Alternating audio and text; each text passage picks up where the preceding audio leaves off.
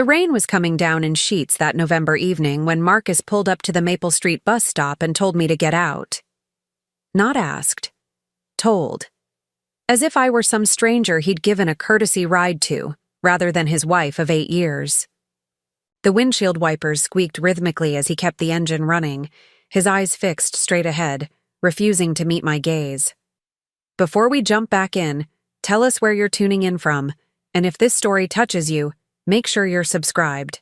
Because tomorrow, I've saved something extra special for you. I can't do this anymore, Emma, he said, his voice flat and emotionless. Victoria's waiting for me at the restaurant. We have important things to discuss about our future.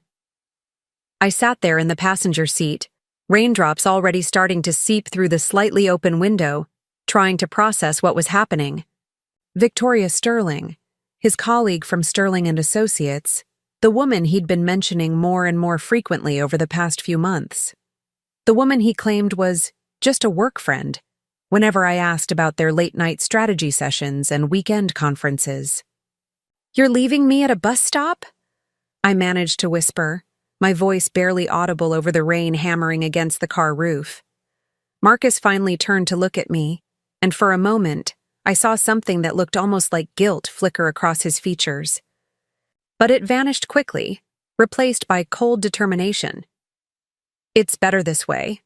Clean break. No messy scenes at home." I reached for the door handle with trembling fingers, my mind struggling to accept that this was really happening. 8 years of marriage, and this was how it ended.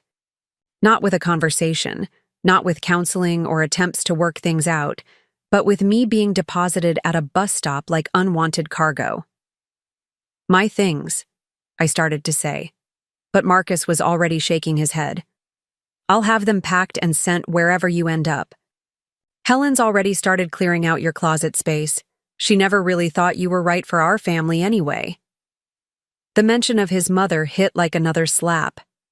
Helen Thompson had made her disapproval of me clear from day one, constantly, making subtle comments about my background, my job, my inability to give Marcus the social connections she felt he deserved. Apparently, she'd finally gotten her wish. I stepped out into the downpour, immediately soaked to the skin despite my thin jacket. The bus stop's shelter was minimal, barely more than a piece of plexiglass that did nothing to protect against the wind-driven rain. I turned back toward the car, thinking maybe Marcus would change his mind. Maybe he'd realize how cruel this was. Instead, I watched his taillights disappear into the November darkness, leaving me alone under the flickering streetlight with nothing but my purse and the clothes on my back. Standing there in the rain, I felt something I hadn't experienced in years. Complete and utter abandonment. The kind that reaches into your chest and squeezes until you can barely breathe. But as the water dripped from my hair and ran down my face, mixing with tears I didn't even realize I was crying, something else began to stir. A memory I'd buried so deep I'd almost forgotten it existed. 20 minutes passed before the number 47 bus finally arrived, its headlights cutting through the rain like salvation. The doors wheezed open with a mechanical sigh, and I climbed aboard, fishing in my purse for the exact change. The driver, a woman in her 50s with kind eyes and graying hair pulled back in a practical ponytail, took one look at my dripping state and waved away my money. "Rough night, honey?" she asked as I made my way toward a seat near the front. I nodded, not trusting my voice to stay steady if I tried to speak. The bus was nearly empty except for an elderly man in a worn coat near the back and a young woman with earbuds who was staring out the window at the passing lights. I chose a seat and wrapped my arms around myself, trying to stop the shivering that had less to do with the cold and more to do with shock. The bus pulled away from the curb with a diesel rumble, and I watched the familiar neighborhoods of Cedar Falls pass by through rain-streaked windows. These were routes I knew well from my previous job as a transportation logistics coordinator. Back before Marcus convinced me that his rising career meant I should focus on supporting our household, rather than pursuing my own ambitions. That had been 3 years ago, when he got promoted to regional sales manager, and started talking about image and appearances, and how important it was for a man in his position to have a wife who could focus on their social obligations.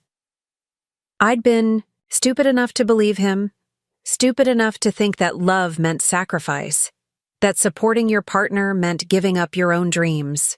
Now I realized what I'd really been doing was making myself completely dependent on someone who saw me as disposable.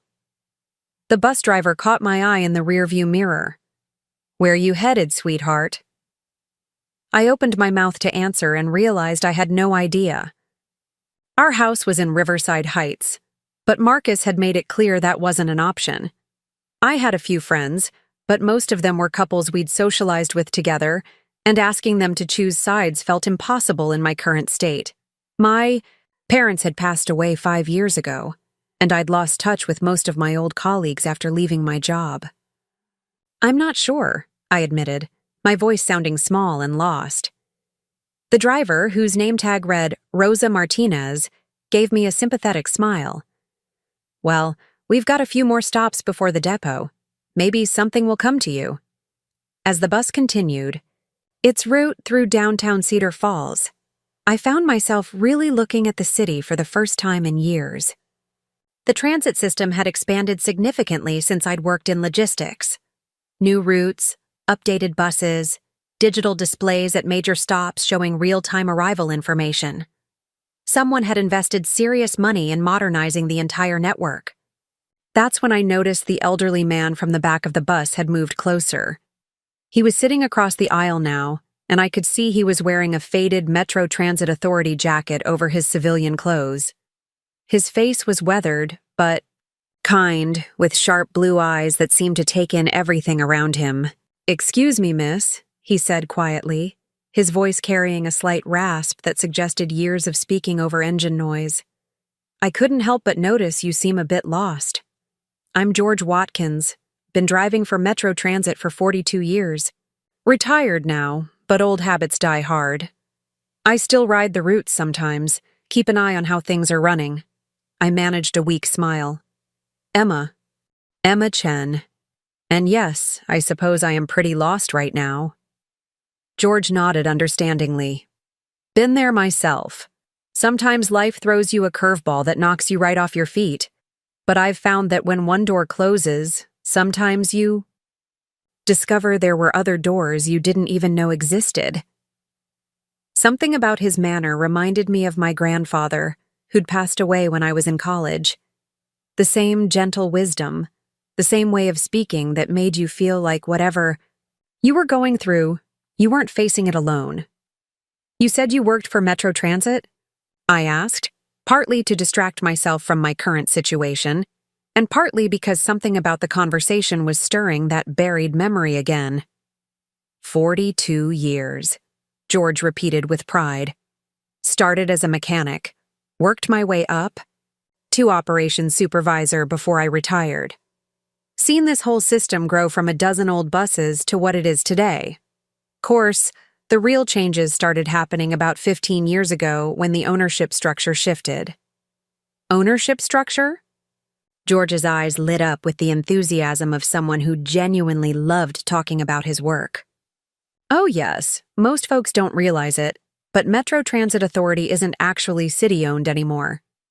Got bought out by a private investment group back in 2009. Smart move, really. The city was going bankrupt trying to maintain the system, but the new owners had deep pockets and long-term vision. The buried memory was getting stronger now, clawing its way to the surface despite years of deliberate suppression. I pressed my fingers to my temples, trying to think clearly through the emotional fog of the evening's events. "Investment group," I repeated slowly. "Pacific Northwest Transportation Holdings," George continued. "Interesting company, very quiet about their operations, but they've poured millions into infrastructure improvements. New buses, route expansion, digital systems, employee benefits. Some of the best working conditions I've seen in 4 decades of transit work." Pacific Northwest Transportation Holdings. The name hit me like a physical blow, and suddenly I wasn't sitting on a city bus anymore. I was 25 years old again, sitting in a lawyer's office in Portland, staring at documents I didn't understand while a stern-faced man in an expensive suit explained my inheritance. My grandfather, Chen Wei-ming, had been what people politely called eccentric, a Chinese immigrant who'd built a small fortune through a series of seemingly random investments that somehow always paid off. Tech stocks before anyone knew what the internet was, real estate in neighborhoods that gentrified 20 years later, and transportation companies. Lots and lots of transportation companies. When he died, he'd left everything to me with one condition. I couldn't touch the principal until I turned 35, and I couldn't sell any of the holdings until I was 40. Until then, I'd receive a modest monthly allowance that was enough to live on, but not enough to live extravagantly.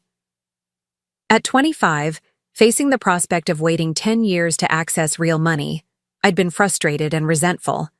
I wanted to pay off my student loans immediately, maybe buy a house, live like the wealthy heiress I technically was. But my grandfather's lawyer had been inflexible.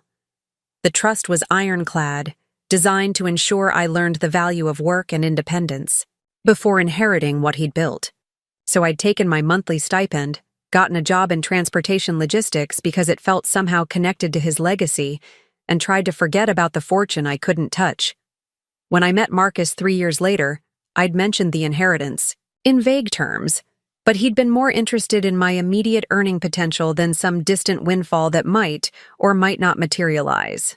After we married, he'd gradually convinced me that depending on family money was unseemly, that we should build our life together based on what we could earn ourselves. I'd been so in love, so eager to prove that I was with him for the right reasons, that I'd barely thought about my grandfather's companies for years. "Miss? You all right?" George's concerned voice brought me back to the present. I realized I'd been staring at him in shock for several long moments. "Pacific Northwest. Transportation Holdings," I said carefully. "Do you know anything about the ownership structure? Who actually runs the company?" George tilted his head, studying me with new interest. "Well, that's the funny thing. It's all managed through some kind of trust arrangement. Very private, very professional. We get directives and funding approvals, but I never met anyone from the actual ownership side. Always worked through lawyers and management companies." The bus was pulling into the downtown transit hub now, and Rosa called back to us. "End of the line, folks. Last bus out is in 20 minutes if anyone needs a connection." I stood up, slowly, my mind racing. If what George was saying was true, if Pacific Northwest Transportation Holdings really owned the Metro Transit Authority, then I needed to find out exactly what that meant for me. Because unless I was very much mistaken, I just turned 35 last month. "George," I said as we prepared to exit the bus, "hypothetically speaking, if someone wanted to find out more about Pacific Northwest Transportation Holdings, where would they start?" He considered the question seriously. "Well, there's always the corporate records office downtown. Public filings, board of directors, that sort of thing. Though with private companies, there's not always much to find." He paused, then added, "Course, if someone really wanted to dig deep, they'd probably need a good corporate lawyer, someone who specializes in trust and estate law." As we stepped off the bus into the still pouring rain, I felt something shift inside me. The helpless, abandoned woman who'd been dumped at a bus stop an hour ago was still there, but she was sharing space with someone else now. Preparing and narrating this story took us a lot of time, so if you are enjoying it, subscribe to our channel. It means a lot to us. Now back to the story. Someone who was starting to remember that she wasn't as powerless as she'd been led to believe. "George," I said impulsively, "would you like to get a cup of coffee? There's a diner across the street that should still be open, and I'd love to hear more about how the transit system works." His weathered face broke into a surprised smile. "Well, I don't see why not. Been a long time since someone wanted to hear an old transit worker ramble about buses and schedules." As we hurried across the street through the rain toward the warm day lights of Sunset Diner, I pulled out my phone and scrolled through my contacts until I found the number I was looking for. Catherine Rodriguez had been my grandfather's lawyer, and later the executor of his estate. We'd spoken briefly on my birthday when she'd called to inform me that certain restrictions on my inheritance would be lifting soon, but I'd been so focused on Marcus and our anniversary dinner plans that I'd barely paid attention. Now, I had a feeling that conversation was going to be much more important than I'd realized. The diner was exactly the kind of place that looked like it had been serving coffee and comfort food to night shift workers and insomniacs for decades. Red vinyl booths, black and white checkered floors, and a waitress who didn't bat an eye at two people dripping rainwater onto her clean floors at nearly midnight. George slid into the booth across from me and ordered black coffee. I asked for the same, though what I really needed was something much stronger. As the waitress walked away, I studied this man who'd appeared in my life at exactly the moment I needed him. In the bright diner lights, I could see that his transit authority jacket was well maintained despite its age, and his demeanor suggested someone who'd spent decades solving problems and helping people navigate difficult situations. "George," I said carefully, "what do you know about corporate takeovers in the transit industry? Specifically, what happens when a private company acquires a public system?" He raised an eyebrow but didn't seem particularly surprised by the question. "Happens more often than people think. Cities run out of money to maintain their transit systems. Private companies step in with capital and expertise. Sometimes it works out well for everyone involved, sometimes not so much.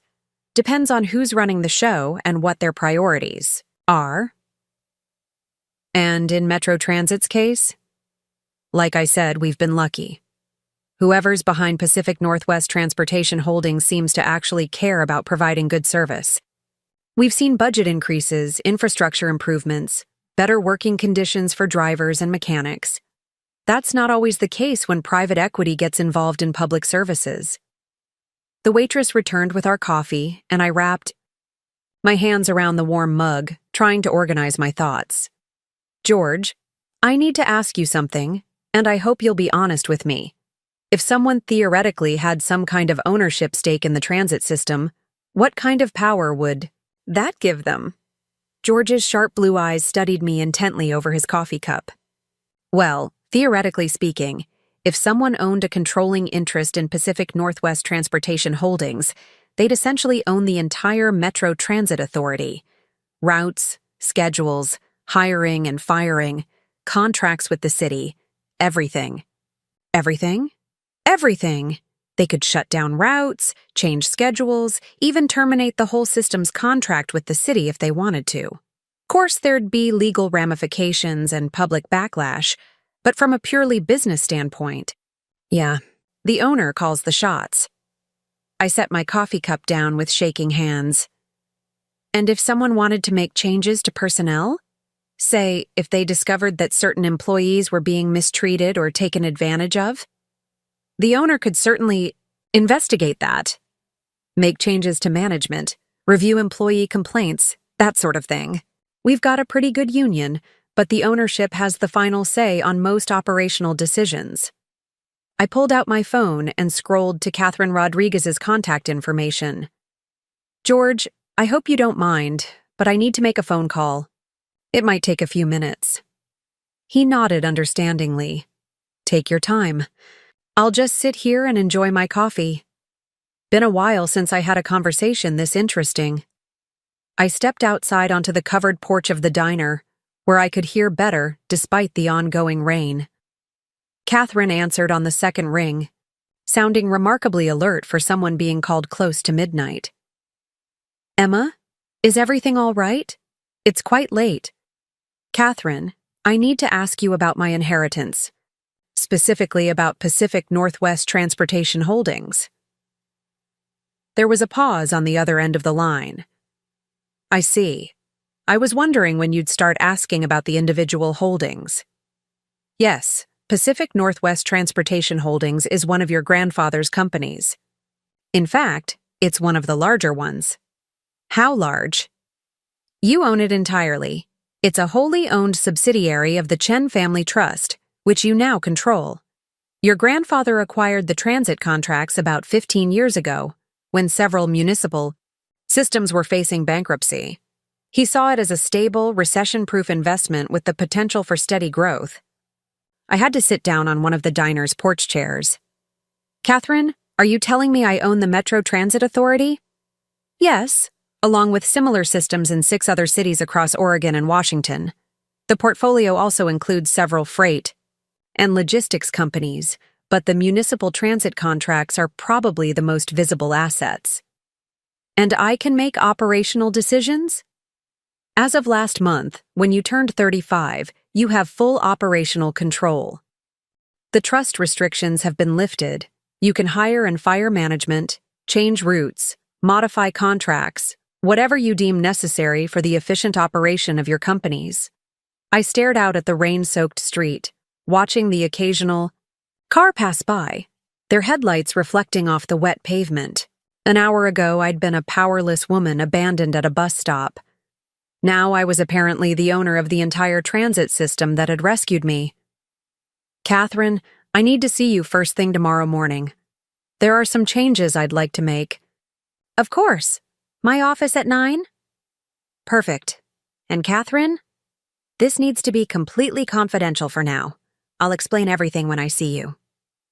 After ending the call, I stood on the porch for a few more minutes, letting the reality of the situation sink in. Marcus had left me at a bus stop, assuming I was helpless and dependent. He'd calculated that without him, I had nowhere to go and no resources to rebuild my life. He'd been spectacularly wrong. When I returned to the booth, George looked up expectantly. Good news, I hope? Very good news, I said, unable to keep a smile from spreading across my face. George, how would you feel about coming out of retirement for a consulting position? I have a feeling I'm going to need someone with your experience and institutional knowledge. Consulting on what? I leaned forward, my voice low but determined. On how to run a transit system properly, and on identifying anyone in the organization who might not be treating employees with the respect they deserve. George's eyes widened slightly, and then a slow grin spread across his weathered features. Well, now, that sounds like it might be quite an adventure. When do we start? Tomorrow morning. And George? I have a feeling this is going to be the beginning of something very satisfying indeed.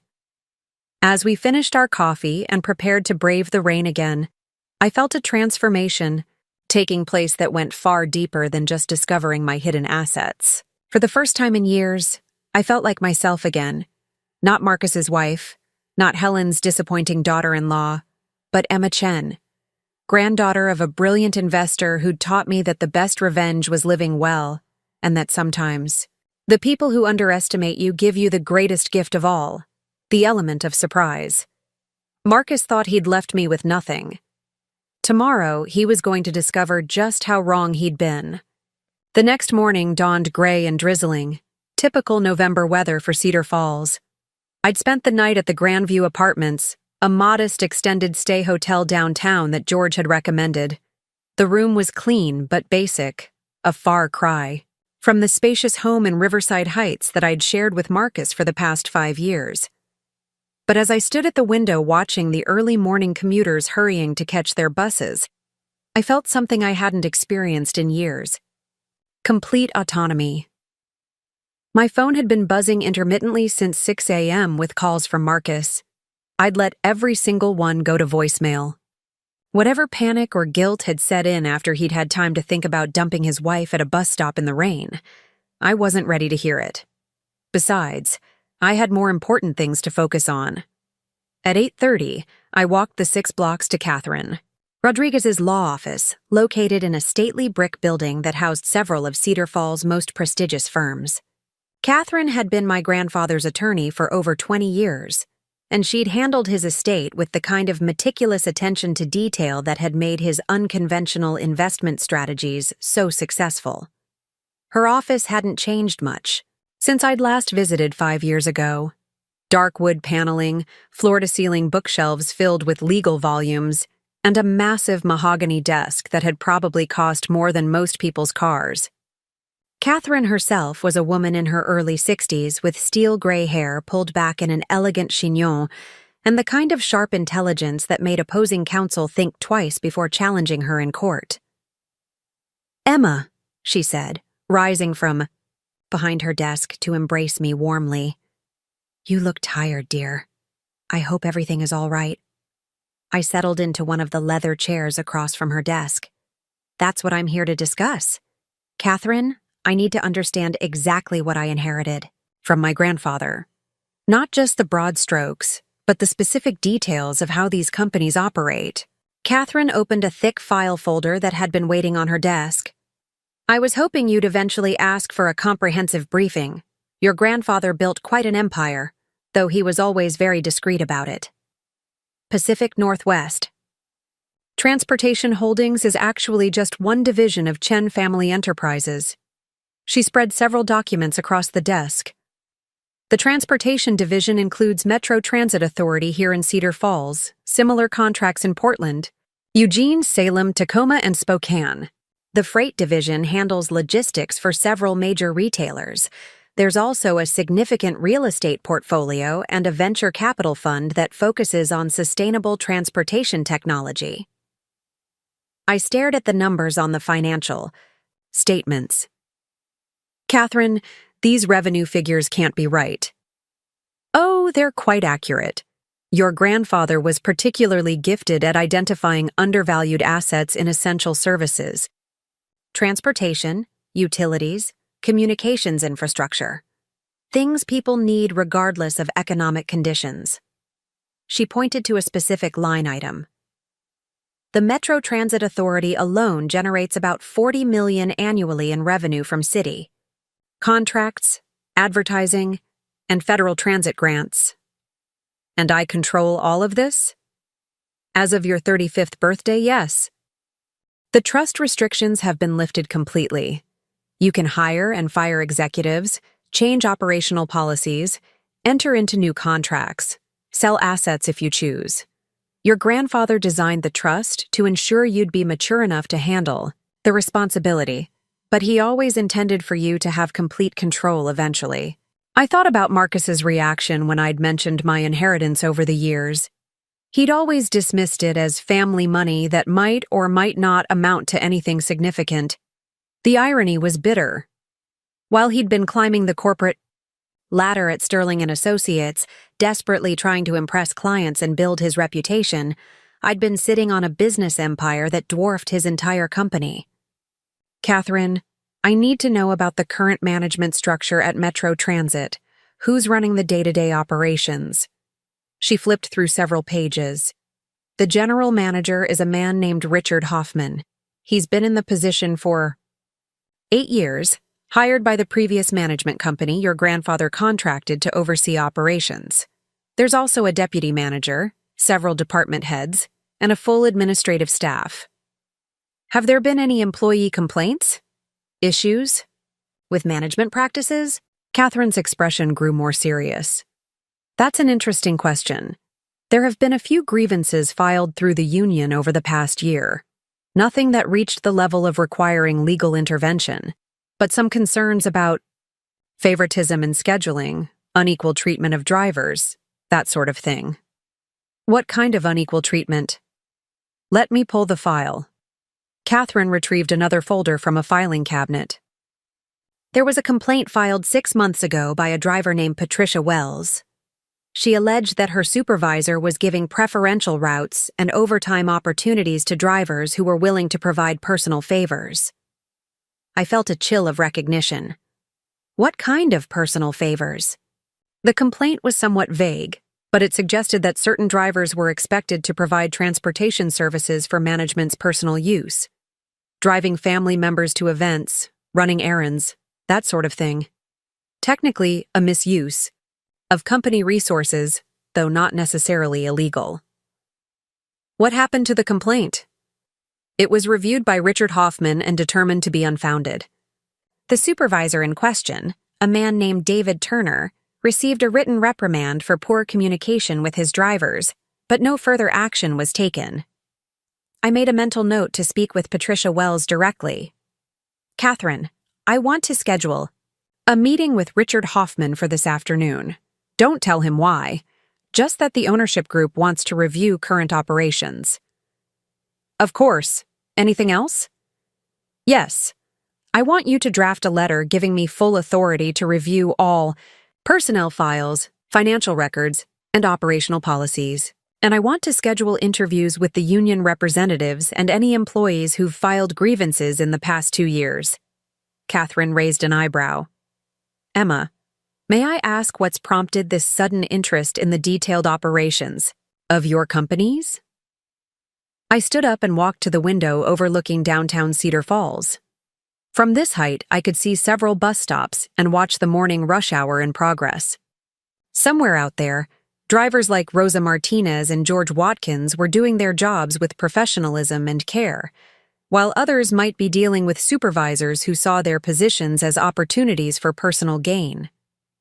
Let's just say, I've had a revelation about the importance of treating people with dignity and respect, and about what happens when someone abuses a position of trust. Catherine nodded slowly. I see. Well, you certainly have the authority to make whatever changes you deem necessary. Your grandfather always said that businesses succeed when they treat their employees well and fail when they don't. After leaving Catherine's office, I called George Watkins. He'd given me his number the night before, explaining that retirement hadn't quite taken hold, and he was always available if someone needed advice about transit operations. George, it's Emma. Are you free for lunch? I'd like to discuss that consulting position we talked about. Absolutely. Where would you like to meet? How about Sunset Diner again? I'm starting to think of it as our headquarters. George chuckled. Perfect. I'll see you at noon. I spent the morning walking around downtown Cedar Falls, observing the transit system with new eyes. I watched passengers board buses, paid attention to how drivers interacted with riders, and noted which routes seemed to be running on time, versus which ones were consistently delayed. It was like seeing a business I owned for the first time, which in many ways was exactly what was happening. At one bus stop, I overheard a conversation between 2 women who were clearly Metro Transit employees based on their uniforms. They were discussing their supervisor with obvious frustration. David's at it again, one of them was saying. Told Jennifer she could have the weekend overtime if she'd drive his mother-in-law to her doctor appointments on Thursday. That's ridiculous. We're not a personal chauffeur service. Try telling him that. Ever since he got promoted, he acts like we work for him personally instead of for the company. I filed the information away and continued my observations. By the time I met George at the diner, I had a growing list of concerns and questions about how my transit system was actually being managed. George was already seated in the same booth we'd occupied the night before, nursing a cup of coffee and reading a newspaper. He looked up as I approached, and I could see the curiosity in his eyes. So, he said after I'd ordered my own coffee, I've been thinking about our conversation last night. You never did explain exactly what kind of consulting work you had in mind. I leaned forward, lowering my voice. George, what I'm about to tell you needs to stay completely confidential until I say otherwise. Can you give me your word on that? His expression grew serious. You have it. I own Pacific Northwest Transportation Holdings, which means I own Metro Transit Authority. George's coffee cup stopped halfway to his lips. He set it down carefully and stared at me for a long moment. You own the whole system? The whole system. And based on what I've been observing this morning, there are some management issues that need to be addressed. I need someone with your experience to help me understand what's really going on and how to fix it. Well, I'll be damned. George shook his head slowly. And here I thought you were just someone having a bad night. You're the mysterious owner we've all been wondering about for years. Mysterious? Oh yes. We knew the system was privately owned, but nobody ever knew who was actually behind it. Management always said the owners preferred to remain anonymous and let the professionals handle operations. What did you think of that arrangement? George considered the question carefully. Honestly, it worked fine for the first few years. We got better equipment, decent pay raises, improved working conditions. But in the last couple of years, things have started to slide. New management brought in people who seemed more interested in cutting costs and playing favorites than maintaining service quality. I thought about the conversation I'd overheard at the bus stop. George, tell me about David Turner. His expression darkened immediately. David Turner is exactly the kind of supervisor who gives the whole industry a bad name. Got promoted about 18 months ago when his predecessor retired, and he's been abusing his position ever since. How so?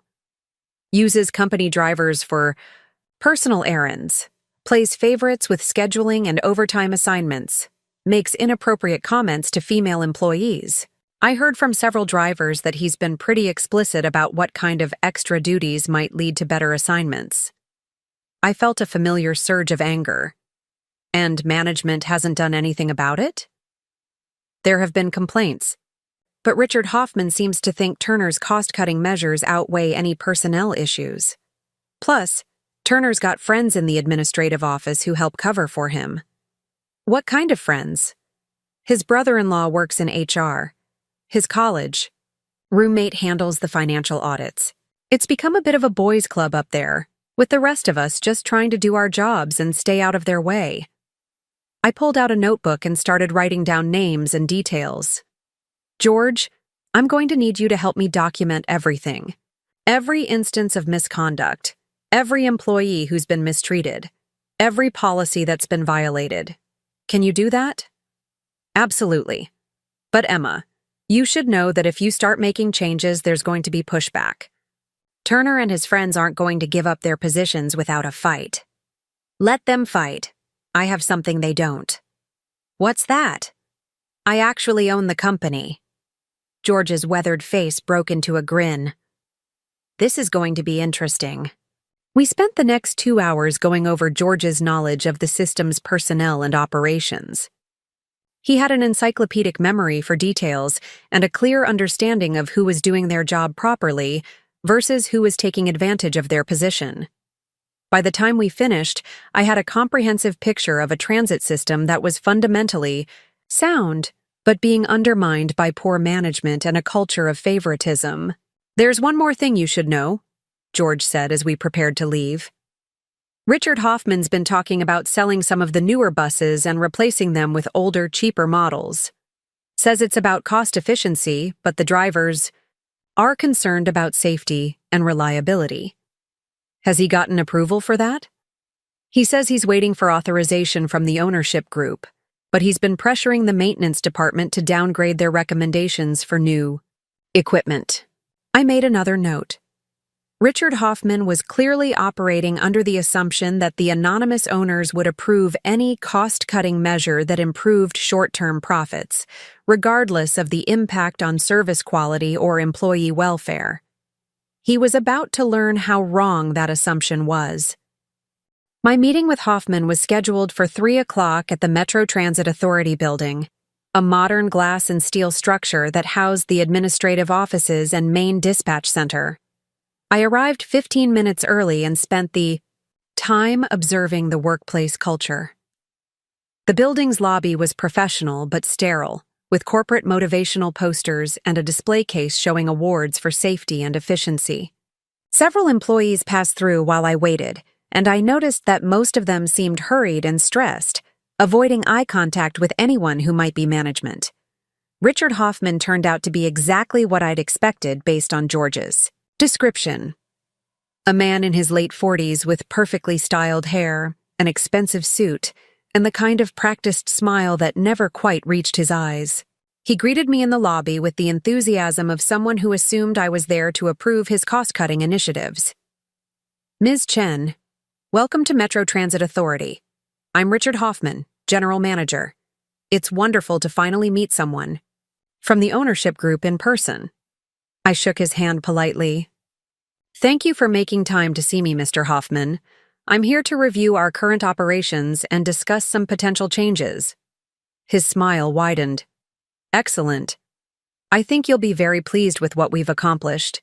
We've managed to reduce operational costs by 12% over the past 18 months while maintaining service levels.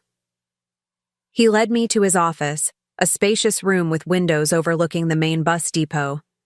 The walls were covered with charts and graphs showing various performance metrics, all designed to present the most favorable possible picture of his management.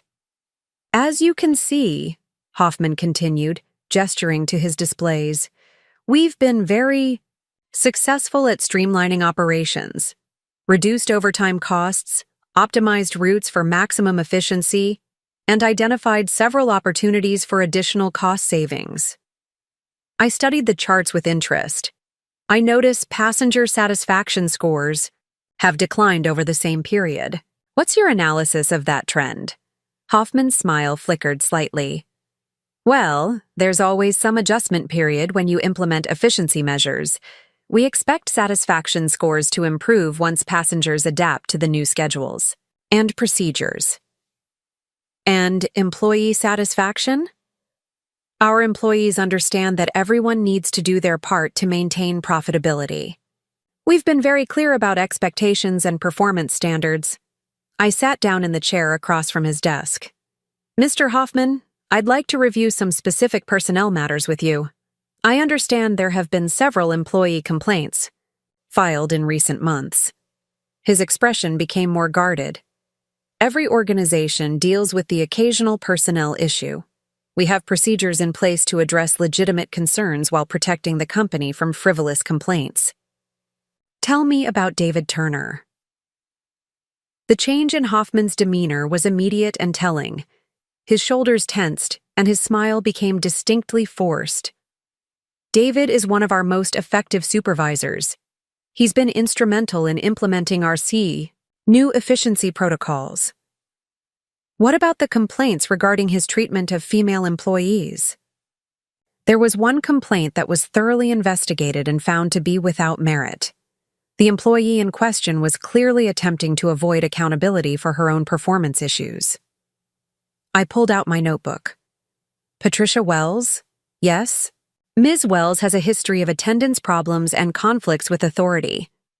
When David tried to address these issues through proper channels, she filed a baseless complaint as retaliation. And the allegations that Mr. Turner was requiring drivers to provide personal services for management? Hoffman's laugh sounded forced. I think there may have been some miscommunication about our community outreach programs.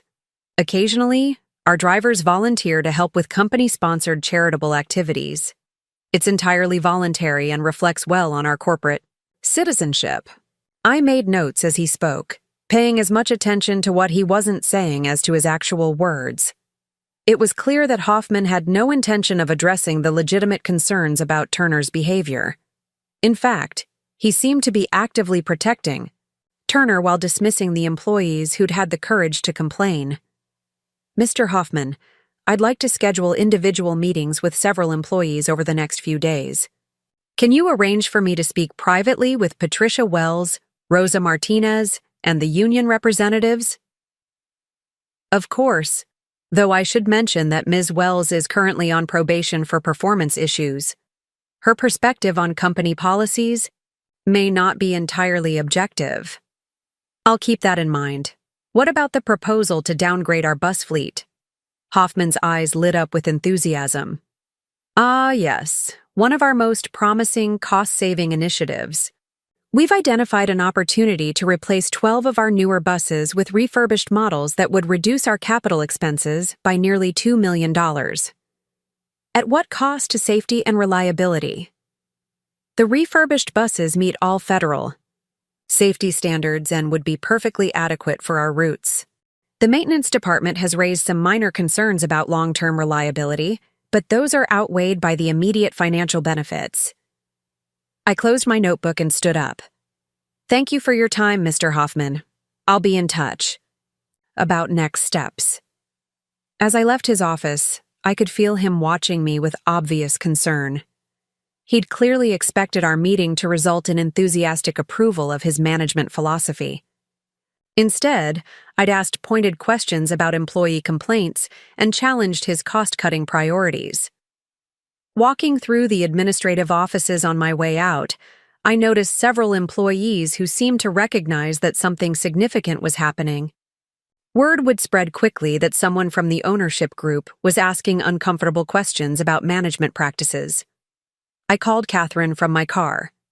"I need you to draft termination letters for Richard Hoffman and David Turner, effective immediately. I also want you to prepare announcements for interim management appointments. Emma, are you sure you want to move this quickly? Terminating senior management without a transition plan could disrupt operations. Catherine, I've spent one day observing this system, and I've already identified serious problems with both employee treatment and operational priorities. Every day these men remain in positions of authority is another day that good employees are being mistreated and the company's reputation is being damaged. All right, who do you want to appoint as interim replacements?" I thought about my conversation with George and the impression I'd gotten of the various employees I'd encountered. I want to promote Patricia Wells to interim deputy manager and bring George Watkins back as interim general manager. They both understand the system and they have the respect of the employees. Very well. I'll have the paperwork ready by tomorrow morning. As I drove back to my hotel, I felt the same sense of purpose and clarity that had emerged the night before. Marcus had abandoned me because he thought I was powerless and dependent. In reality, he'd freed me to discover just how much power I actually had. But this wasn't just about proving my independence anymore. It was about creating the kind of workplace where people like Rosa Martinez and George Watkins were valued and respected, where employees didn't have to worry about supervisors who abused their authority, and where the focus was on providing excellent service rather than cutting costs at the expense of quality. Tomorrow, the real changes would begin.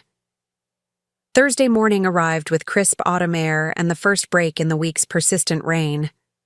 I woke early in my hotel room at Grandview Apartments, energized by a sense of purpose I hadn't felt in years. Today would mark the beginning of real change at Metro Transit Authority, and I intended to make sure those changes sent ripples through every corner of my life. Catherine had called the night before to confirm that all the legal documents were prepared. George had agreed to meet me at 7 a.m. to review our strategy before the day's events unfolded. As I dressed in a sharp navy business suit that I'd purchased the day before, I caught sight of myself in the mirror and realized I looked different. More confident, more determined.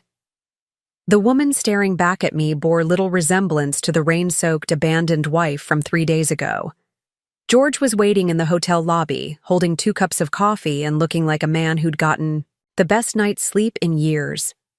Despite being in his 70s, he had the energy and enthusiasm of someone half his age who'd just been handed the opportunity of a lifetime. "Morning, boss," he said with a grin, handing me one of the coffee cups. "Ready to shake things up?" "More than ready. Did you reach out to Patricia Wells?" "I did. She's nervous but willing to meet with you this afternoon. She's been documenting Turner's behavior for months, hoping someone would eventually listen. Turns out she's got quite a file of incidents and witnesses." I nodded with satisfaction. "Perfect. What about the other drivers who've had problems?" "Rosa Martinez is eager to talk. So are 3 other drivers who've been dealing with Turner's demands for personal services. They're all scheduled to meet with you individually this afternoon, after we handle the management changes." We walked the 6 blocks to the Metro Transit Authority building through the crisp morning air. The early shift was already in progress, with buses pulling in and out of the depot in the coordinated dance of urban transportation. I watched the drivers and mechanics going about their work with professional competence and felt a surge of pride in what my grandfather had built and what I was now determined to protect. Catherine was waiting for us in the lobby, carrying a briefcase full of legal documents and wearing the expression of a lawyer who was about to deliver very bad news to people who richly deserved it. She'd brought along Thomas, the notary from the other day, and a security consultant named Mark Stevens who specialized in corporate transitions. Everything's in order, Catherine said quietly as we gathered near the elevators. I've verified that both Hoffman and Turner are in the building. Building security has been briefed, and Mark will be present for both terminations to ensure things proceed smoothly. Mark Stevens was a former police detective who'd transitioned into corporate security. He was a quiet man with observant eyes, who radiated the kind of calm authority that discouraged people from making foolish decisions during stressful situations. The key is to move quickly and professionally, Mark explained as we rode the elevator to the executive floor. We'll handle Hoffman first, then Turner. Both terminations will be effective immediately, with security escort from the building. Their access cards and passwords will be deactivated within the hour. I took a deep breath as the elevator doors opened. Let's do this. Richard Hoffman was in his office reviewing morning reports when Catherine knocked on his door. He looked up with surprise when he saw our group enter, his expression shifting from confusion to concern as he noticed Mark Stevens' presence. Mr. Hoffman, Catherine began formally, I'm here representing Pacific Northwest Transportation Holdings to inform you that your employment with Metro Transit Authority is terminated effective immediately. The color drained from Hoffman's face. What? On what grounds? You can't just... The termination is for cause, including failure to address employee complaints, mismanagement of company resources, and creating a hostile work environment, Catherine continued, handing him a formal letter. You have 15 minutes to collect your personal belongings under security supervision. Hoffman's shock quickly turned to anger. This is outrageous. I've improved efficiency, reduced costs, increased profitability. You can't terminate me without proper notice or severance. I stepped forward. Mr. Hoffman, I'm Emma Chen, the actual owner of this company. Your employment is terminated because you failed in your fundamental responsibility to treat employees with dignity and respect. There will be no severance package. His mouth opened and closed several times as he struggled to process what was happening. You're the owner? But you're just some woman asking questions about personnel issues. I'm the woman who signs your paychecks, or rather, who used to sign your paychecks.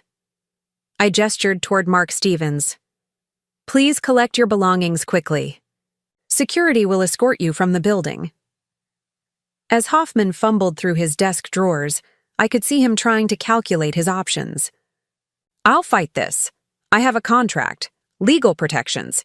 You can't destroy someone's career based on unfounded allegations. Catherine handed him another document. Your contract allows for immediate termination for cause. The allegations are well documented, and several employees are prepared to testify about your failure to address workplace harassment. I'd strongly advise against pursuing legal action.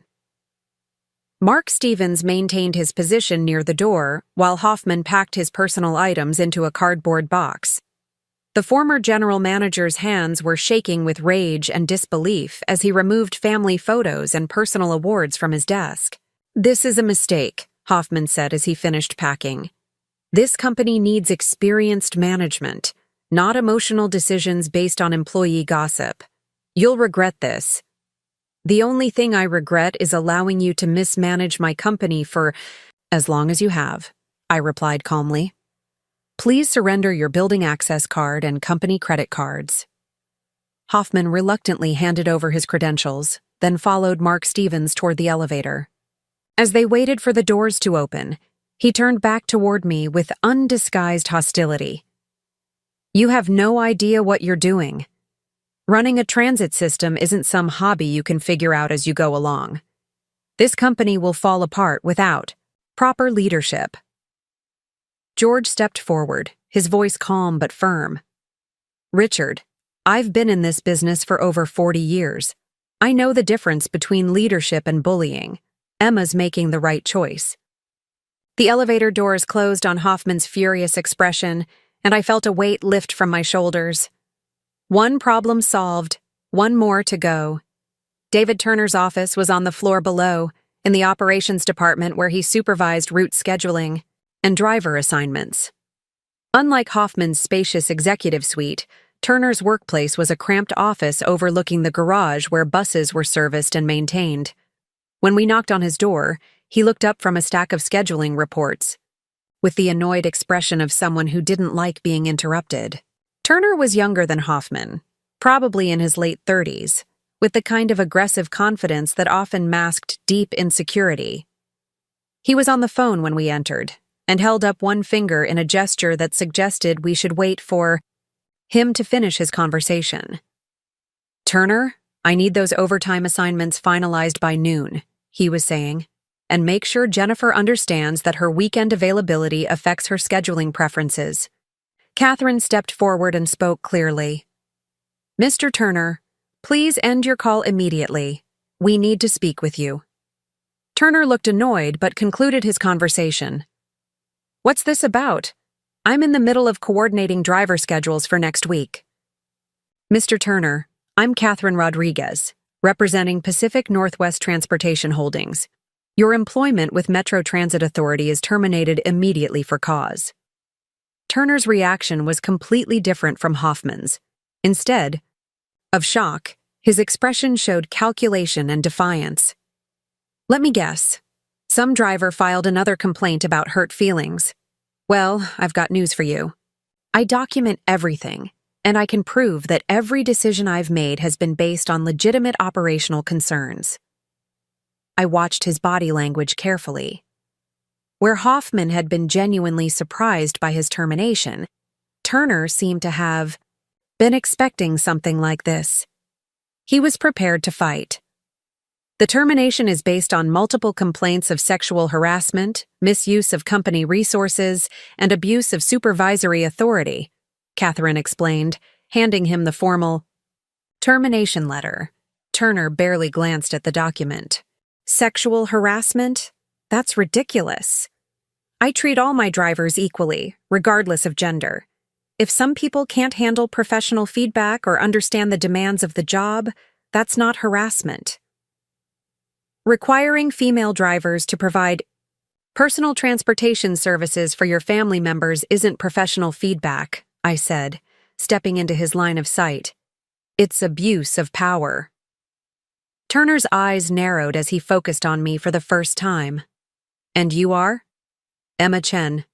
I own this company." His laugh was harsh and dismissive. "Right.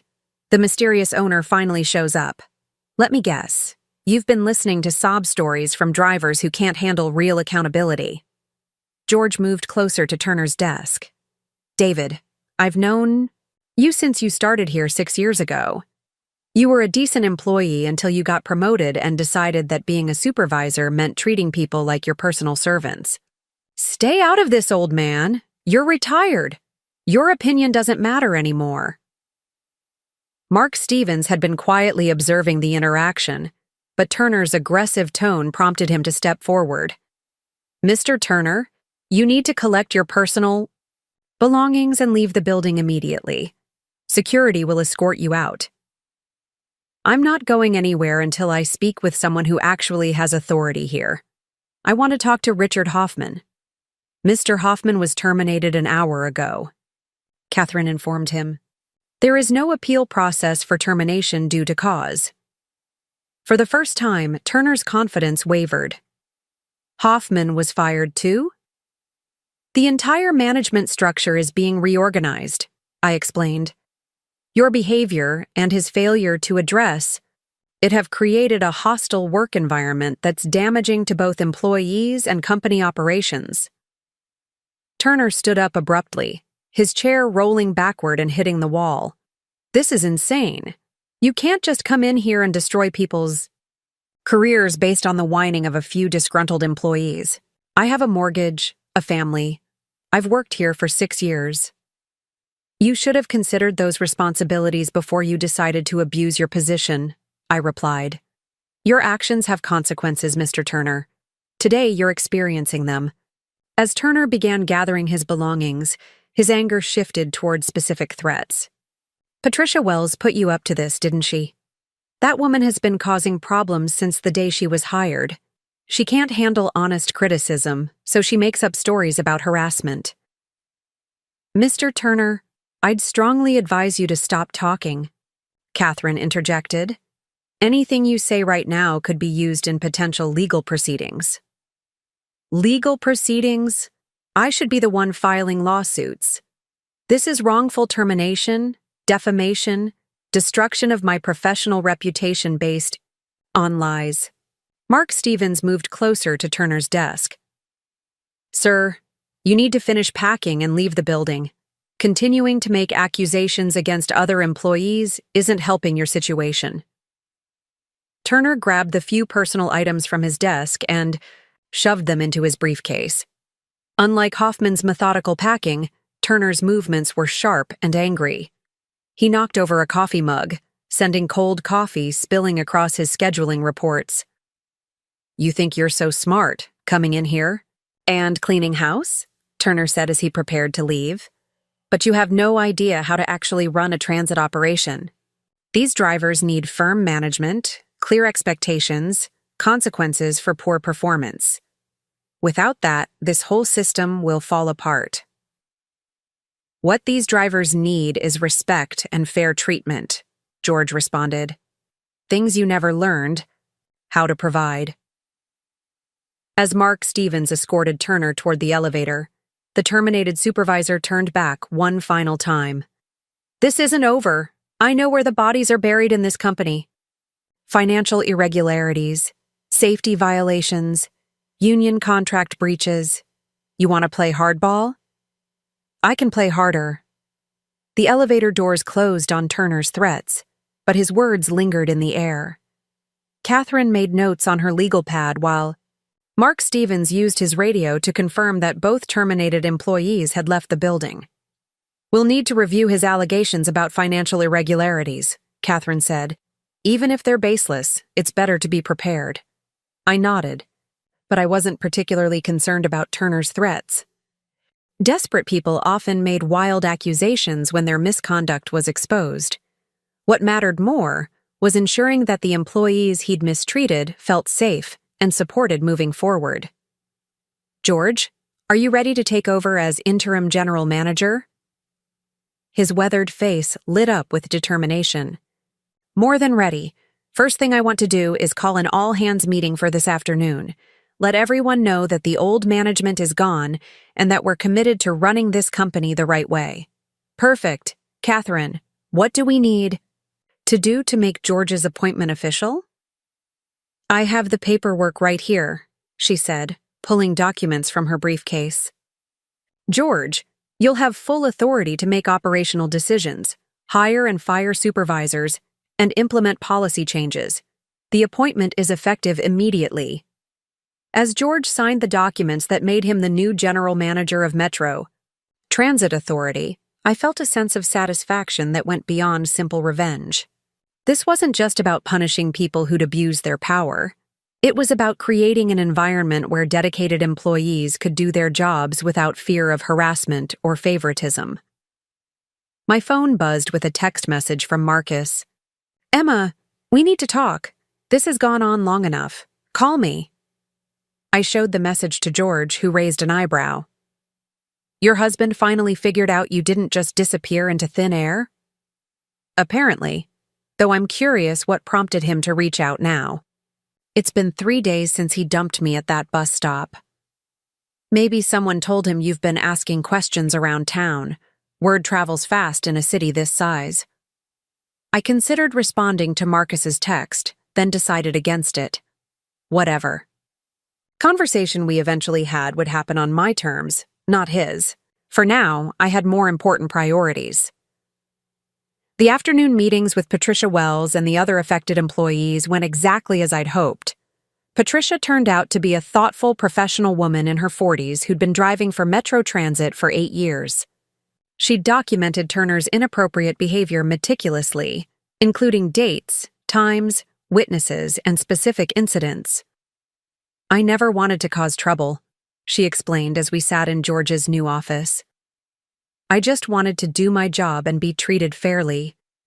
But when David started requiring certain drivers to run personal errands for management, It became clear that our job security depended on how willing we were to go along with things that weren't in our job descriptions. "What kind of personal errands?" I asked, though I suspected I already knew. Driving his family members to appointments, picking up his dry cleaning, taking his car for maintenance while we were supposed to be on duty. He made it clear that drivers who were team players would get better routes and more overtime opportunities. Rosa Martinez, the bus driver who'd been so kind to me that first night, had similar stories. David would schedule the drivers he liked for the easy routes with good tips and regular passengers. The rest of us got the difficult routes, split shifts, and minimal overtime. Did anyone ever report this to Hoffman?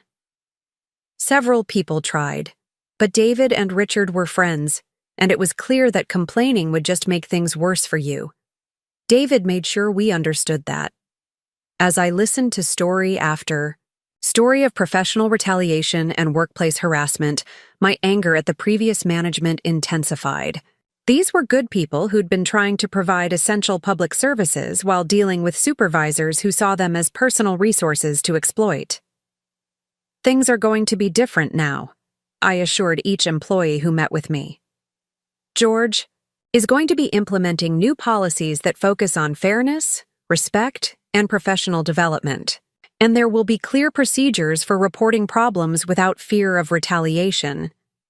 By the end of the day, I'd spoken with 12 employees who'd had negative experiences with Turner's management style. Their stories painted a picture of systematic abuse of power that had created a culture of fear and resentment throughout the operations department.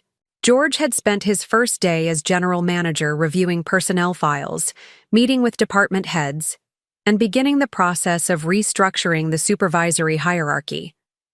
When we met for dinner at Sunset Diner, he looked energized despite the long day.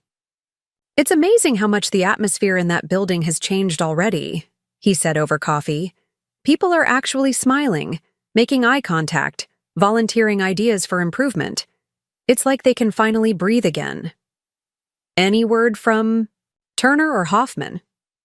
Turner called the union representative, trying to file a grievance about his termination. But when the rep heard about the harassment complaints, he basically told Turner he was on his own. I felt a deep sense of satisfaction. The changes we'd made weren't just about removing problem employees.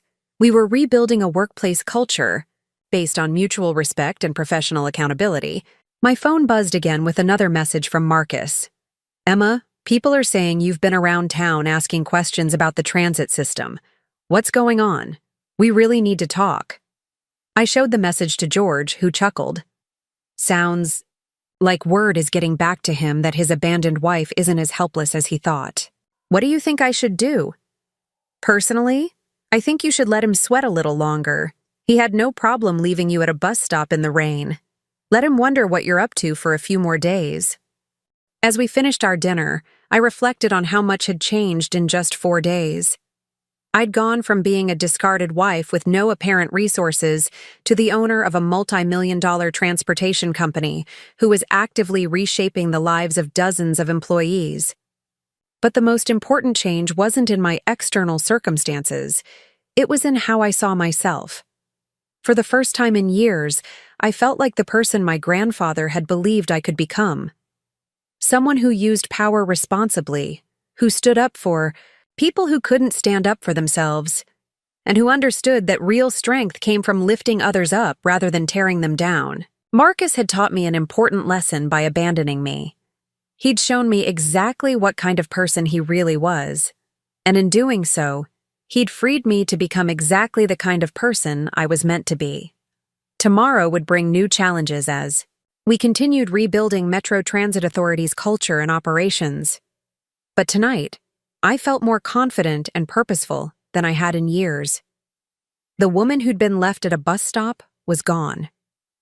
In her place was someone who owned the bus company and who intended to use that power to make sure no one else was ever abandoned the way she had been.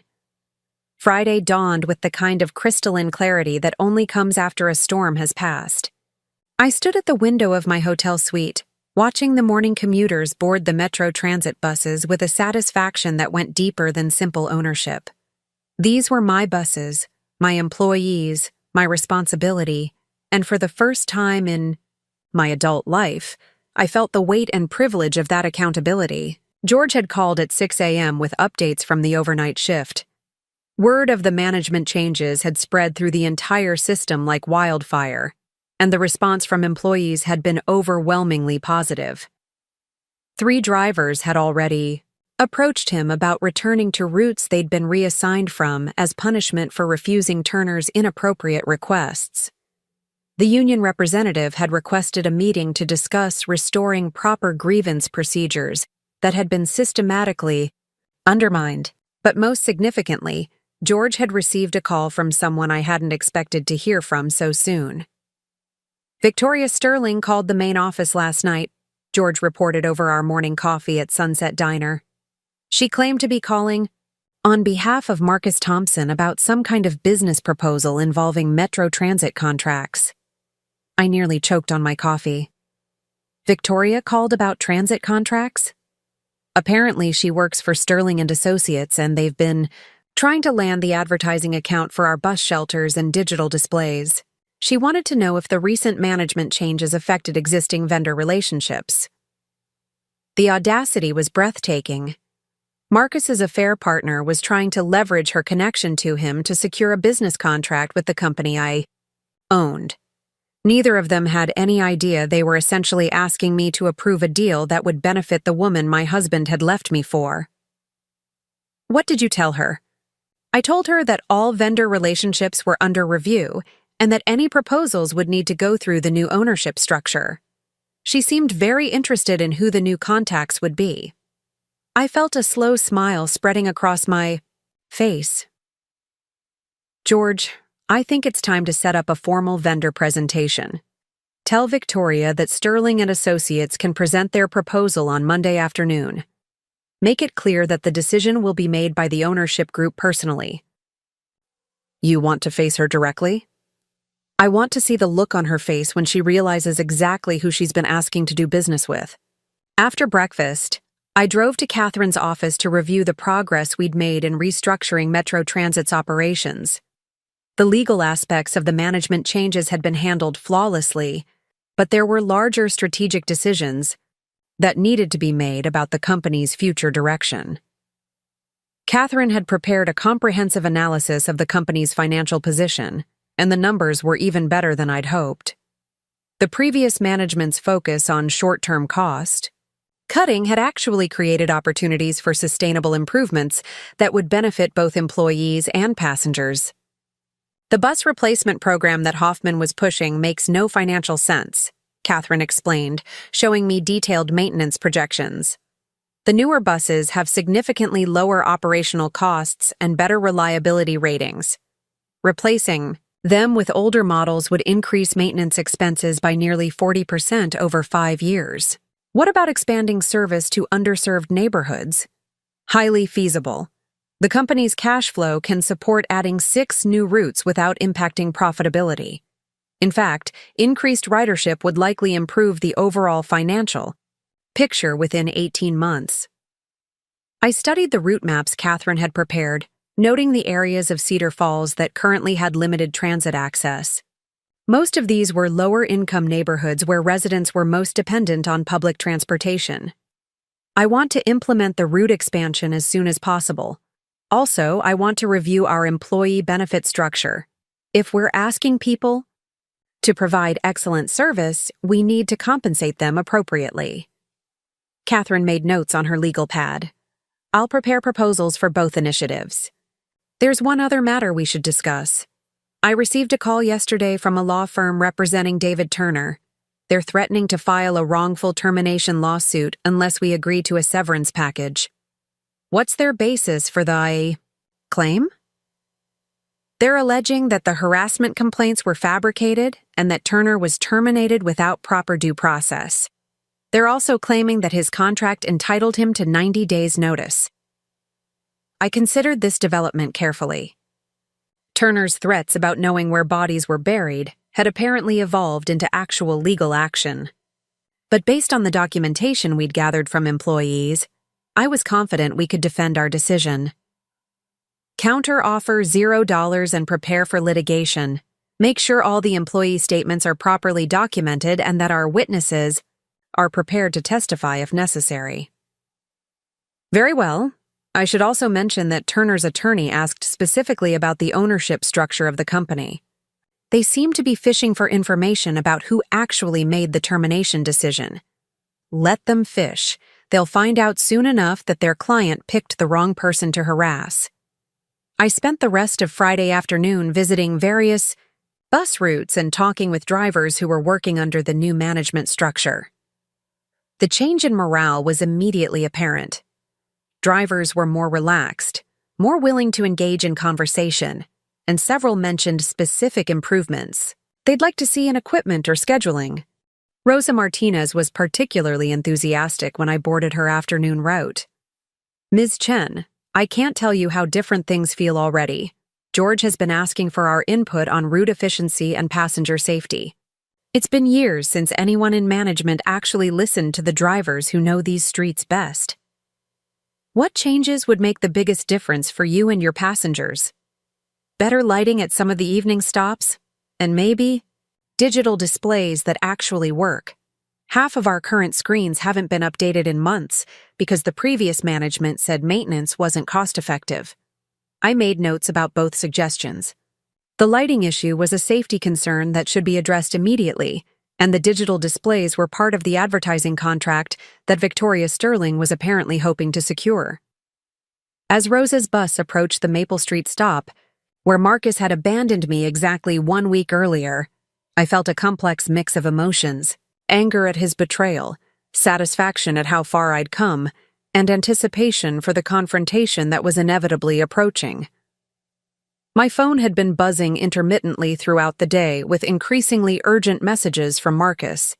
His tone had shifted from casual requests to talk to barely concealed panic as he apparently began to realize that something significant was happening that he didn't understand.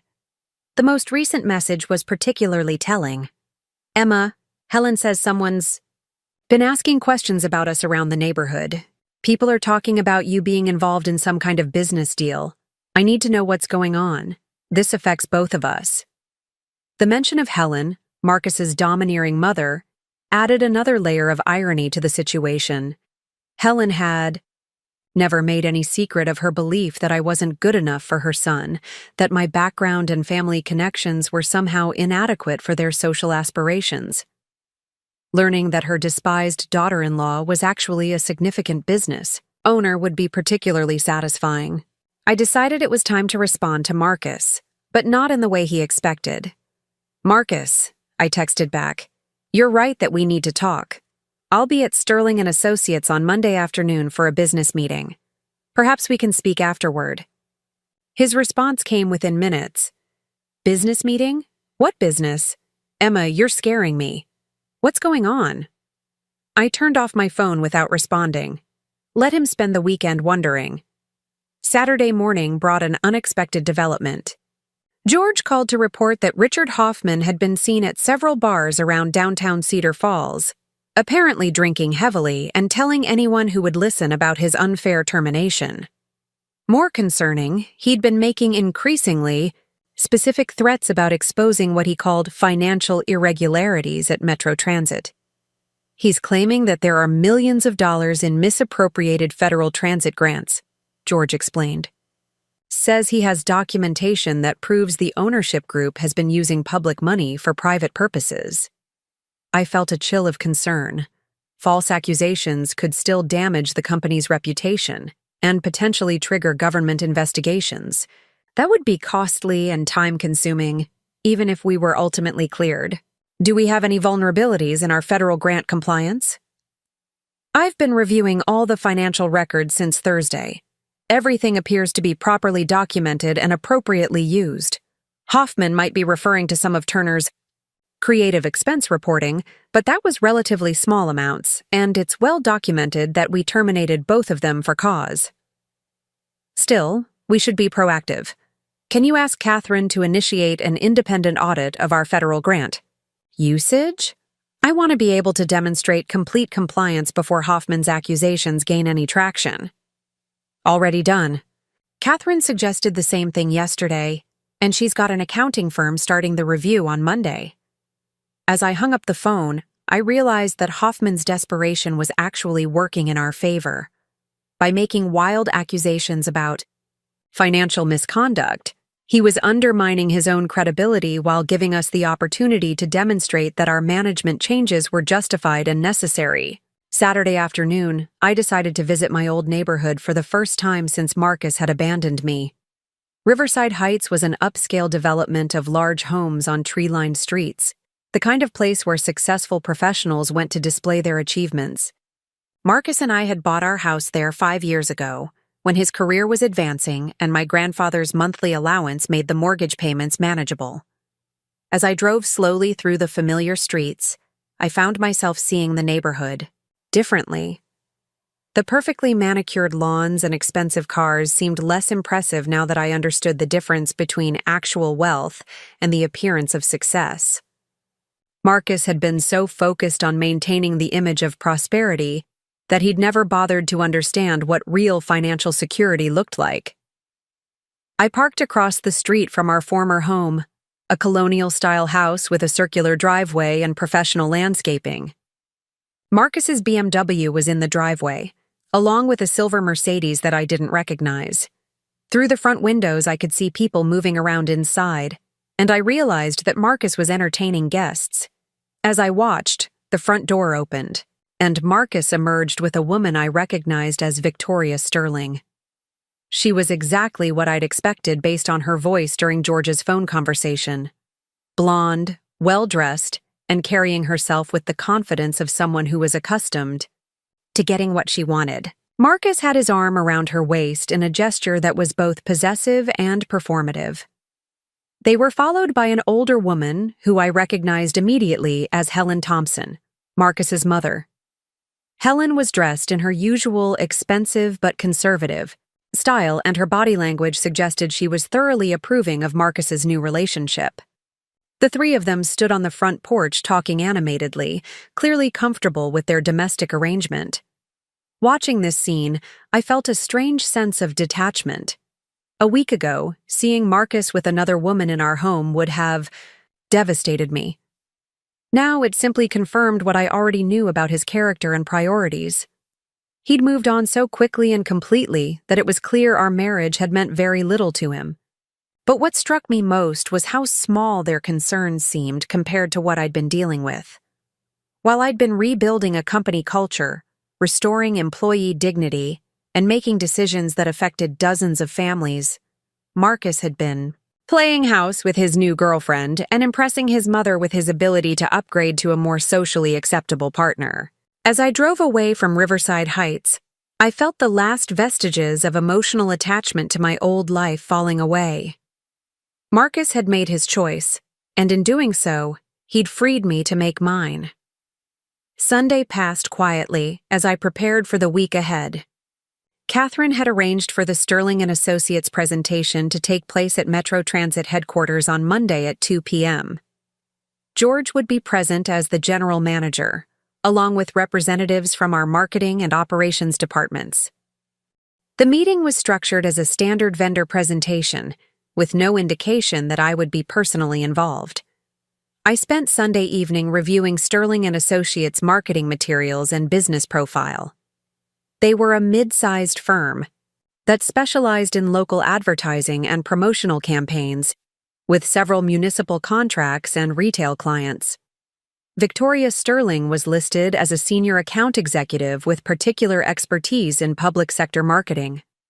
What I found most interesting was that their current client roster included several companies that did business with the city of Cedar Falls.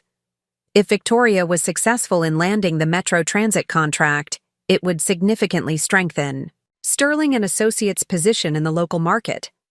The financial incentives for her to succeed were substantial.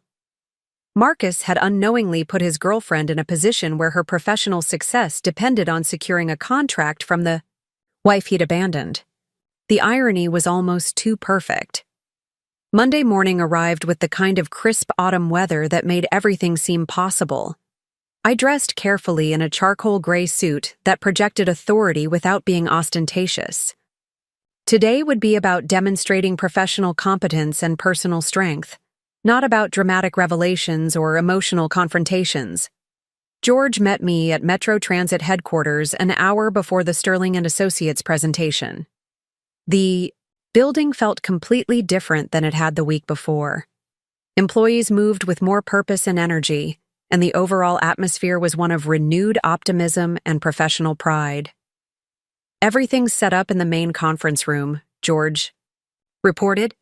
"Marketing has prepared comparison materials from 3 other advertising firms, and operations has compiled data on our current passenger demographics and route utilization." "Perfect. Have you heard anything more from Hoffman or Turner?" "Turner's been quiet since his attorney sent the demand letter. Hoffman was apparently at Murphy's bar again last night, telling the same stories about financial misconduct. But the independent audit should be completed by Thursday, so we'll have concrete documentation to counter anything he claims." At exactly 2 p.m., Victoria Sterling arrived at Metro Transit headquarters, accompanied by 2 colleagues and carrying presentation materials that suggested they'd prepared extensively for this meeting. She was dressed in an expensive business suit and carried herself with the confidence of someone who expected to win the contract. George greeted them in the lobby and escorted them to the conference room, where the Metro Transit team was waiting. I remained in George's office, watching through the window that overlooked the conference room.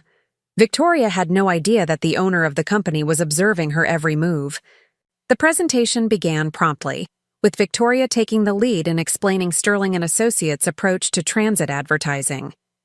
Her materials were professional and well-prepared, focusing on digital displays, bus shelter advertising, and promotional campaigns designed to increase ridership. "Our research indicates that Metro Transit has significant untapped potential in the Cedar Falls market," Victoria explained to the assembled group. "With the right advertising strategy, we believe we can increase ridership by 15% within the first year." Her colleagues provided supporting data about successful campaigns they'd managed for other transit systems, and their financial projections showed reasonable expectations for both advertising revenue and passenger growth. What I found most telling was Victoria's obvious confidence that she would win the contract. Her presentation style suggested someone who was accustomed to success and who expected this to be a formality rather than a competitive process. After 45 minutes of presentation, George thanked the Sterling and Associates team and explained that the decision would be made by the ownership group within the next few days. Victoria immediately asked about meeting directly with the decision-makers. "The ownership structure of Metro Transit has recently changed," George explained carefully. "The new owner prefers to review vendor presentations privately before making final decisions." "Is there any way we could arrange a brief meeting?" Victoria pressed. "I think it would be beneficial for us to explain our vision directly to whoever will be making this decision." George glanced toward his office window, where I was still observing. We'd anticipated this request, and I nodded slightly to indicate I was ready for the next phase. "Actually," George said, "the owner happens to be available now. If you'd like to wait a few minutes, I can see if she's willing to meet with you briefly." Victoria's expression shifted to one of increased attention. Yes, the owner is a woman, very hands-on in her approach to business operations. I think you'll find her quite impressive." As George left the conference room to check on the owner's availability, I could see Victoria conferring quietly with her colleagues. This wasn't what they'd expected, and I could tell they were recalibrating their approach. 5 minutes later, George returned to escort the Sterling and Associates team to his office for what they believed would be a brief meeting with the mysterious owner of Metro Transit Authority. I was seated behind George's desk when they entered, having arranged myself to project calm authority. Victoria walked in first, her hand extended for an introduction, her professional smile bright and confident. "Ms. Sterling, I presume," I said, standing to shake her hand. "I'm Emma Chen, owner of Pacific Northwest Transportation Holdings." The transformation in Victoria's expression was immediate and spectacular. Her confident smile faltered. Her outstretched hand trembled slightly, and the color drained from her face as she realized exactly who she was looking at. "Emma?" she whispered, her voice barely audible. "Ms. Chen," I corrected gently. "Thank you for coming in today. I understand you have a proposal for our advertising contracts." Victoria's colleagues looked confused by her obvious distress, but she managed to regain some composure. I had no idea that you were This Is Your Company." "Yes, it is. My grandfather built Pacific Northwest Transportation Holdings, and I inherited it recently. We're always interested in working with qualified vendors who can help us serve our community effectively." I gestured toward the chairs arranged in front of the desk. "Please, have a seat. I'd love to hear more about your vision for Metro Transit's advertising strategy." As Victoria sank into her chair, I could see her mind racing to process the implications of this revelation. The woman her boyfriend had abandoned at a bus stop was actually the owner of a multi-million-dollar company that her firm desperately wanted to do business with. The next 20 minutes would determine not just the outcome of a business contract, but the beginning of a reckoning that would reshape several lives in ways that none of them had anticipated. Victoria Sterling sat in stunned silence for what felt like an eternity, her professional composure completely shattered. Her colleagues shifted uncomfortably beside her, clearly sensing the tension but unable to understand its source. The confident woman who had walked into my office expecting to close a lucrative deal had been replaced by someone who looked like she was facing her worst nightmare. "I think there's been some misunderstanding," Victoria finally managed, her voice strained. "Perhaps we should reschedule this meeting when you've had time to review our materials more thoroughly." I leaned back in my chair, maintaining perfect composure while savoring every second of her discomfort. "Oh, I don't think there's any misunderstanding at all, Ms. Sterling. You're here representing Sterling and Associates, seeking a contract for Metro Transit's advertising programs. I'm the owner of Metro Transit, considering whether your firm is the right fit for our needs." "But you're Marcus's wife," she whispered, apparently forgetting that her colleagues had no context for this revelation. "Estranged wife, actually. Marcus made that quite clear when he left me at a bus stop last Monday evening. I believe he mentioned something about discussing your future together over dinner that night." Victoria's face went from pale to bright red as she realized how much I knew about her relationship with my husband. One of her colleagues, a middle-aged man with a briefcase full of marketing analytics, cleared his throat awkwardly. "Perhaps we should focus on the business proposal," he suggested, clearly hoping to salvage what was rapidly becoming a disaster. "Excellent idea," I agreed. "Ms. Sterling, you mentioned that Sterling and Associates believes Metro Transit has untapped potential. I'm curious about your research methodology. How did you identify the opportunities you're proposing to address?" Victoria struggled to regain her professional footing. "We conducted market analysis of ridership patterns, demographic studies of potential passengers, and competitive assessments of advertising effectiveness in similar markets." "Fascinating. And how long did this research take?" "Approximately 6 weeks. I nodded thoughtfully. 6 weeks. That's interesting timing. According to my records, Sterling and Associates only requested information about our advertising contract 7 weeks ago. So you began your market research before you even knew if we were accepting proposals." The implication hung in the air, like smoke. Victoria had begun pursuing Metro Transit as a client at exactly the same time her relationship with Marcus had intensified. It wasn't difficult to connect those dots.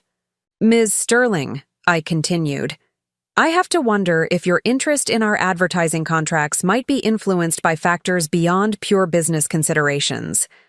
Her colleague looked increasingly uncomfortable as the meeting veered further from standard vendor presentations into what was clearly personal territory. "Mrs. Chen, I think there might be some confusion here. Victoria's professional recommendations are always based solely on market analysis and client needs. Ms. Chen, I corrected gently. And I'm sure Ms. Sterling's professional integrity is usually beyond question. But in this particular case, I'm concerned about potential conflicts of interest. Victoria found her voice again, though it trembled slightly. I don't understand what you're implying. I'm not implying anything, Ms. Sterling. I'm stating directly that your romantic relationship with my husband represents a significant conflict of interest in any business relationship between our companies. The silence that followed was deafening. Victoria's colleagues stared at her in shock, clearly having no idea about her personal involvement with a client's family member. In the corporate world, such relationships represented serious ethical violations that could destroy professional reputations. I think we should end this meeting, Victoria said, standing abruptly. There are obviously personal issues here that make it impossible to have a productive business discussion. Please sit down, I said calmly. We're not finished yet. Something in my tone made Victoria hesitate. She remained standing, but she didn't leave. You see, Ms. Sterling, this meeting isn't really about advertising contracts at all. It's about consequences. For the past 6 months, you've been having an affair with my husband. Last Monday, he abandoned me at a bus stop in the rain because he wanted to spend the evening discussing your future together. He took our savings, emptied our joint accounts, and moved you into our home while I had nowhere to go. Victoria's colleagues were now staring at her with undisguised horror. Corporate ethics violations were serious business, and being involved in the destruction of a client's marriage could end careers. You both assumed I was powerless, I continued. A discarded wife with no resources, no connections, no ability to affect your lives in any meaningful way. You calculated that the benefits of your relationship outweighed any potential consequences, because what could I possibly do to hurt either of you? I stood up and walked to the window overlooking the Metro Transit Depot, where buses were arriving and departing in the efficient choreography of public transportation. Marcus saw me as a dependent spouse whose primary value was making him look respectable at social functions. You saw me as an obstacle to be removed so you could claim the life you wanted. Neither of you bothered to consider who I actually was or what I might be capable of. Turning back to face Victoria, I smiled with genuine satisfaction. Sterling and Associates will not be receiving the Metro Transit advertising contract. In fact, I'll be sending letters to every municipal agency in Cedar Falls informing them that your firm employs an account executive who conducts personal relationships with family members of potential clients. I suspect that will significantly impact your ability to secure public sector contracts in the future. Victoria's face crumpled as the full implications of her situation became clear. You can't destroy my career because of personal issues between you and Marcus. I'm not destroying your career because of personal issues, Ms. Sterling. I'm protecting my company from potential legal and ethical complications that could arise from doing business with a firm that doesn't maintain appropriate professional boundaries. It's simply good business practice. Her colleague, who had been trying to salvage the meeting, finally spoke up. Ms. Chen, surely we can find a way to resolve this professionally. Victoria's personal life shouldn't affect Sterling and Associates' ability to serve your company's needs. You're absolutely right, I agreed. Which is why I'll be happy to consider proposals from Sterling and Associates once Ms. Sterling is no longer associated with your firm. Personal conflicts of interest are incompatible with professional relationships. The man's expression shifted as he realized what I was suggesting. You're asking us to terminate Victoria's employment. I'm not asking you to do anything. I'm simply explaining the conditions under which I might consider doing business with your firm in the future. Victoria finally found her voice again, though it was filled with desperate anger. This is vindictive and unprofessional. You're using your business position to settle personal scores. Actually, Ms. Sterling, I'm using my business position to ensure that my company maintains the highest standards of professional integrity, something you might want to consider for your own career. I walked back to my desk and picked up Victoria's business proposal. Your market analysis was quite thorough, actually. The demographic studies were particularly insightful. It's unfortunate that your ethical standards don't match your research capabilities. As I spoke, my office door opened and Marcus walked in, his face flushed with exertion and obvious panic. He'd apparently run from the parking lot, and his usually perfect appearance was disheveled and sweaty. "Emma, what the hell is going on?" he demanded, then stopped short when he saw Victoria and her colleagues. "Victoria? What are you doing here?" The tableau was perfect. Marcus standing in the doorway in obvious distress, Victoria looking mortified at being caught in professional disgrace, her colleagues realizing they were witnessing a personal drama that could destroy their firm's reputation, and me, calmly, observing the convergence of consequences I'd orchestrated. "Hello, Marcus," I said pleasantly. Ms. Sterling was just presenting a proposal for Metro Transit's advertising contracts. Unfortunately, we've determined that Sterling and Associates doesn't meet our standards for vendor relationships. Marcus looked confused and increasingly desperate. "Metro Transit? Emma, what does any of this have to do with you?" "Everything, actually. I own Metro Transit Authority. I own the entire Pacific Northwest Transportation Holdings Company that includes transit systems in 6 cities. The mysterious ownership group that everyone's been wondering about? That's me." Marcus stared at me as if I'd started speaking a foreign language. "That's impossible. You don't have that kind of money. Your grandfather's inheritance was just a small trust fund. Clearly, you didn't pay very close attention to the details of my family's financial situation. My grandfather built a substantial business empire, and I inherited it when I turned 35 last month. You might remember that birthday. Marcus, we celebrated at that expensive restaurant where you kept checking your phone to read text messages from Victoria." The color drained from Marcus's face as the implications began to register. "You own a transportation company?" "I own several transportation companies, along with real estate holdings, investment portfolios, and various other assets. The monthly allowance you always dismissed as family money was actually just a small portion of the trust distributions. The real wealth was always there, waiting for me to be old enough to manage it responsibly." Victoria's colleague had been frantically taking notes during this exchange, apparently trying to figure out how to minimize the damage to his firm.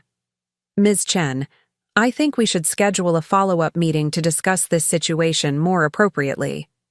"There won't be any follow-up meetings," I replied.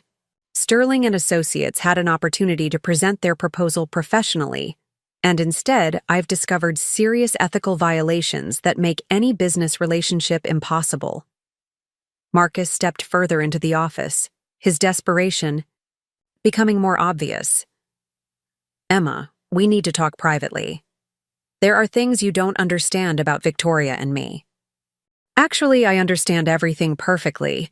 You abandoned your wife because you thought she was financially dependent and professionally powerless. You moved your girlfriend into our home and spent our savings on romantic vacations because you assumed I had no recourse. You both calculated that I was someone whose feelings and future could be sacrificed for your convenience." I walked around the desk to stand directly in front of Marcus. "But here's what you didn't calculate. Darling, I'm not the helpless, dependent woman you thought you married. I'm a business owner with substantial resources and the willingness to use them to protect my interests. Emma, please, let's discuss this rationally. We can work something out. That's fair to everyone." "We already have worked something out, Marcus. You wanted your freedom to pursue a relationship with Victoria, and I've given you that freedom. The divorce papers were filed this morning, along with financial disclosures that I think will surprise you quite a bit." Marcus's face went white. "Divorce papers?" "Catherine Rodriguez handled everything. You'll be served later today. I'm not seeking any support or shared assets from you, of course. I don't need your money. But I am claiming the house in Riverside Heights, which is actually titled to one of my family's holding companies. You'll need to find alternative housing arrangements." The revelation hit Marcus like a physical blow. "The house is yours?" "The house was always mine. The mortgage, Payments came from my trust distributions, and the title was structured to protect the asset. You've been living in my house for 5 years, Marcus. I hope you and Victoria enjoyed it. Victoria had been growing increasingly agitated during this exchange, and she finally exploded. This is insane. You can't just destroy people's lives because your marriage didn't work out. I turned to face her with cool composure. Ms. Sterling, I'm not destroying anyone's life. I'm simply choosing not to subsidize the people who betrayed me. Marcus is free to pursue his relationship with you, and you're free to rebuild your career after the ethical violations are addressed. But you'll both be doing it without my financial support or business connections. What ethical violations? Marcus demanded. Victoria didn't do anything wrong. Victoria pursued a business relationship with my company while conducting an affair with my husband. That represents a massive conflict of interest that could expose Metro Transit to legal liability. No responsible business owner would ignore such obvious ethical problems. George knocked on the office door and entered with perfect timing. Emma, your 3 o'clock meeting is here. Should I ask them to wait? No, we're just finishing up. Here. I turned back to Victoria and her colleagues. Gentlemen, Ms. Sterling, thank you for your time today. George will escort you to the lobby. As the Sterling and Associates team prepared to leave, Victoria made one final attempt to salvage something from the disaster. Emma, if you change your mind about working with our firm, please know that we're committed to the highest standards of professional service. I appreciate that, Ms. Sterling. Should your employment situation change, I'll certainly consider Sterling and Associates for future projects. The message was unmistakable. Victoria's career with the firm was over, and everyone in the room knew it. After George escorted the business delegation out, Marcus remained in my office, looking lost and desperate. Emma, I know I handled things badly, but we can fix this. We can go to counseling, work through our problems. Marcus, there's nothing to fix. You made your choice when you left me at that bus stop. I've simply made mine. But I didn't know about your money, your companies. If I'd understood your financial situation, things would have been different. I stared at him in amazement. You think this is about money? Well, obviously your resources change the equation. We could have a completely different kind of marriage, with better opportunities, social connections. Marcus, you're missing the point entirely. This isn't about my money. It's about the fact that when you thought I was powerless, you abandoned me without a second thought. When you believed I was financially dependent, you took our savings and spent them on another woman. The money didn't change who I am. It just revealed who you are. I picked up my purse and walked toward the door. The divorce will be finalized within 60 days. Catherine will handle all the legal details. You'll need to be out of the house by the end of the week. Emma, wait, please. We've been together for 8 years. That has to mean something. I paused at the door and looked back at him. It does mean something, Marcus. It means I wasted 8 years of my life with someone who saw me as a convenience rather than a partner. But it also means I'm free now to build the kind of life I actually want. What about Victoria's job? Her career? You're destroying her future over something that was really my fault. Victoria made her own choices, just like you did. She pursued a married man and then tried to profit professionally from that relationship. The consequences are hers to deal with. I left Marcus standing alone in my office and walked to the elevator. Through the building's windows, I could see the afternoon shift change in progress at the bus depot. Drivers were ending their routes, mechanics were performing routine maintenance, and dispatchers were coordinating the evening schedules. All of these people were doing their jobs with the professionalism and dedication that made public transportation possible. These were my employees now, my responsibility, and my opportunity to create something meaningful. Unlike Marcus and Victoria, who saw relationships and business dealings as opportunities for personal advancement, I had the chance to build something that actually served a greater purpose. George met me in the lobby as I was preparing to leave. How did it go with Marcus? Exactly as expected. He's still trying to calculate how my money changes his options, rather than understanding that his character was the real problem. And Victoria? I suspect Sterling and Associates will be making some personnel changes very soon. Word travels fast in the business community, and ethics violations tend to have long-lasting consequences. As I drove away from Metro Transit headquarters, I felt a profound sense of completion. The woman who had been abandoned at a bus stop 9 days ago no longer existed. In her place was someone who understood her own worth, who had the resources to protect herself and others, and who wasn't afraid to use her power responsibly. My phone buzzed with a text message from an unknown number. This is Victoria. Can we talk privately? I think there's been a misunderstanding. I deleted the message without responding. There hadn't been any misunderstanding. There had simply been consequences. That evening, I had dinner at Sunset Diner with George and Rosa Martinez, who had become my informal advisors on Metro Transit operations. We discussed expansion plans, employee benefit improvements, and the digital display upgrades that would actually serve passengers rather than generate questionable advertising revenue. You know, Rosa said over coffee, it's funny how things work out sometimes. A week ago, you were just someone having the worst night of her life. Now you're giving all of us the chance to have the best jobs of our careers. Sometimes the worst. Things that happen to us create opportunities for the best things, I replied. Marcus thought he was discarding someone who couldn't survive without him. Instead, he freed someone who could thrive beyond his imagination. George raised his coffee cup in a toast to unexpected beginnings and well-deserved endings. As we clinked cups together, I reflected on the strange journey that had brought me to this moment.